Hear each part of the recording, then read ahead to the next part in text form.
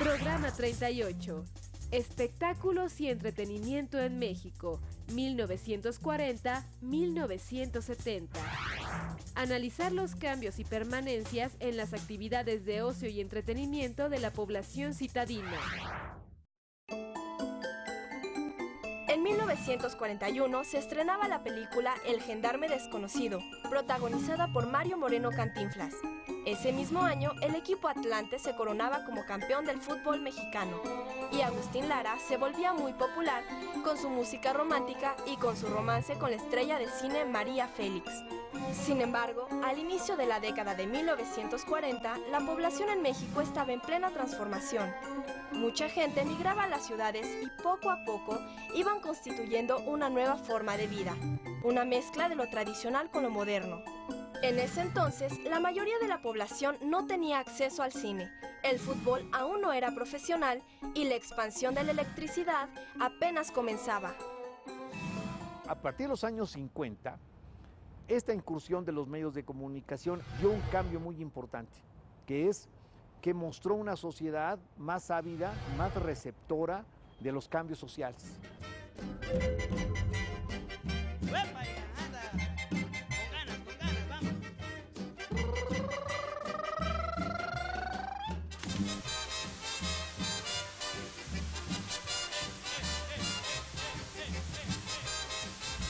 En la década de los años 40 no teníamos más que radio. Y entonces esta forma de ver el mundo, de oír el mundo a través de la radio, de imaginarse el mundo a través de la radio, hacía que la mayor parte de la gente, sobre todo los jóvenes, se divertían con sus amigos en la calle. Había juegos en la calle, se organizaban. Los que crecían un poquito más podían ir a los cines. Había una gran cantidad de cines, muy grandes. Por ejemplo, teníamos cines en esa época todavía, bueno, de los grandes cines de 3,000 gentes, hoy ya no existe. El teatro, el cine, los parques y además había algo muy importante, que es el baile. La ciudad estaba repleta en los barrios, en el centro histórico, de salones de baile. Esto era más o menos la diversión que se tenía. Existía en el México, en la Ciudad de México, una mayor crítica sobre lo que hacía el gobierno. Y esta parte de la carpa, que nació evidentemente como un acto meramente cómico, dio lugar también a que los artistas que se dedicaban a esta actividad pudieran incorporar en una forma de divertir al público a través de la risa, de las partes cómicas, actividades políticas y actividades de los políticos. Esto ya no existe hoy. Y sobre todo la gente que le gustaba tomar, que era la menos, pues existían como hoy cantinas, que era la gente donde llegaba a tomar, pulquerías, sobre todo la gente que venía del campo, y por tanto eran refugios, las pulquerías, de los pensamientos, de las formas de ser, de las tradiciones de la gente del campo. El cine, en la famosa época de oro del cine mexicano, los años 40, años 50, y eran películas que además tenían una característica, eran 3x1. Había matinés, uno esperaba el domingo, siempre, como joven, porque eran matinés desde la mañana, y uno se dedicaba incluso a divertirse todo el día metido en el cine. Para la década de 1950, la época de oro del cine mexicano comenzó a declinar. Se hicieron entonces populares películas que giraban en torno a un nuevo ritmo llegado de Cuba, el cha-cha-cha. Fue en esos mismos años que los salones de baile y centros nocturnos comenzaron a proliferar. Por su parte, el cineasta Luis Buñuel estrenó en 1953 su película La ilusión viaja en tranvía, que entre otras cosas mostraba un nuevo paisaje urbano, reflejo de las transformaciones que se estaban dando en las urbes del país. En el box, el Ratón Macías era la sensación del momento al ganar el Campeonato Mundial de Peso Gallo en 1953. En el fútbol, ya profesionalizado, los equipos Marte, Zacatepec, Oro, Guadalajara y Atlante dominaban y se disputaban entre ellos los campeonatos. En la Ciudad de México, el béisbol cobró popularidad con los duelos entre Diablos y Tigres, que desde entonces se hicieron clásicos. Y en el deporte estudiantil, Los duelos de fútbol americano disputados entre los Pumas de la Universidad Nacional Autónoma de México y los Burros Blancos del Instituto Politécnico Nacional se hicieron legendarios e incluso llegaron a inspirar películas. Las emergentes ciudades comenzaron a tener sus tradiciones, propias de la nueva vida urbana y moderna.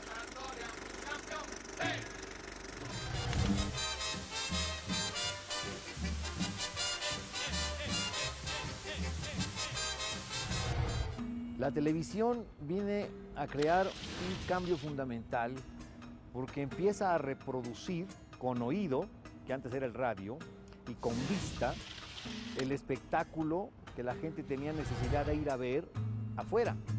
Si antes la gente solamente para ver el teatro, una ópera, una pieza de música, un concierto, tenía que ir, salir de su casa, tomar un coche, tomar un autobús, cuando se desarrollan los medios de comunicación, pero principalmente la televisión, la gente empieza a perder el interés, evidentemente, de ir y salir de su casa y llegar al lugar y pagar un espectáculo que era más caro. Pues entonces va a cambiar radicalmente las formas de convivencia y de diversión. Entonces, la casa empieza a ser utilizada como el centro de diversión familiar. Mucha gente piensa que esta convivencia obligada, de que nos juntamos a ver la televisión, sobre todo, por ejemplo, para los niños, los jóvenes, pues eran parte de la convivencia familiar de los domingos, pero en realidad estábamos creando una convivencia sin comunicación. Es decir, nos estábamos aislando porque la comunicación no era entre nosotros, no era entre el papá y la mamá, entre los hermanos. No, se fue perdiendo poco a poco esta red de comunicación muy importante hasta nuestros días. Y se van a incorporar también grandes espectáculos en los salones de baile que eran solamente para el baile, los espectáculos que son muy tomados de la forma como se divierte, por ejemplo, en Cuba. El cine siguió funcionando como gran centro de espectáculo colectivo y viene también pues una cosa muy importante que son las primeras discotecas. La zona rosa empieza a constituir también un centro de diversión nocturno internacional. Entonces ahí se dan las primeras discotecas para los jóvenes que podían tener capacidad económica para pagar un dinero, se juntaban con sus amigos y ahí íbamos a estos lugarcitos en donde pues ya empezaban a ver estas discotecas que era un poco ver música, escuchar música, no ha cambiado, y bailar. Bueno, la lucha libre y el box son en general espectáculos populares que pertenecen a un sector popular de la población. Las luchas crearon, en realidad, a los héroes. Y, claro, los héroes, a través de la representación de los luchadores, se convirtieron, esto apoyado por el cine, que ya difundió muchísimas películas de héroes de las luchas libres, se convirtieron en los héroes populares en los barrios. En 1950 tuvo lugar la primera transmisión televisiva comercial en México. En ese entonces, el Canal 4 transmitía 3 horas y media al día para los 2.500 receptores instalados en la Ciudad de México. Quien tenía un receptor de televisión solía recibir muchas visitas. Con la expansión del servicio eléctrico, las personas de clases medias en las ciudades podían acceder a aparatos reproductores de discos, aire acondicionado y hasta aspiradoras. Pero fue claro que con el desarrollo de los medios de comunicación, la juventud de finales de los 50 comenzó a tener acceso a nuevas formas de pensamiento y buscó nuevos espacios de expresión. Junto con esto, en aquellos años por la radio, comenzó a sonar un ritmo que sería sinónimo de rebeldía: el rock and roll. En el cine, la imagen del rebelde sin causa comenzó a inspirar una forma de vida más libre y moderna. Las ideas y las imágenes transmitidas por los medios de comunicación cobrarían más fuerza. Pero esto no sería visto con buenos ojos por la sociedad tradicionalista, entre la cual se encontraba la élite política.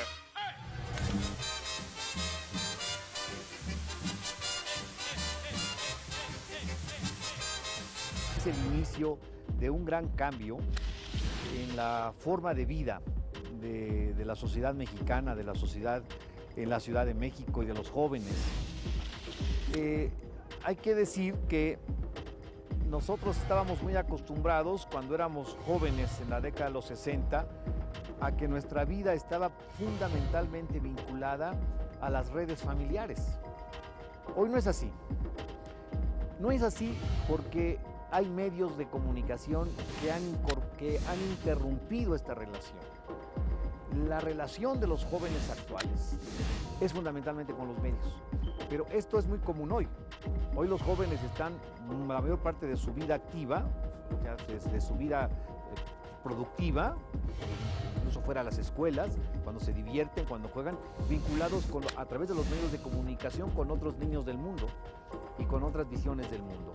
En los años 60 fue el inicio, porque hay que recordar solamente que el movimiento 68 marcó una cosa muy importante.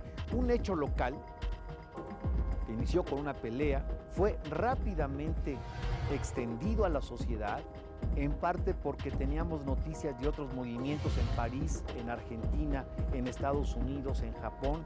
Fue un movimiento mundial. Y esos medios de comunicación transformaron nuestra visión del mundo.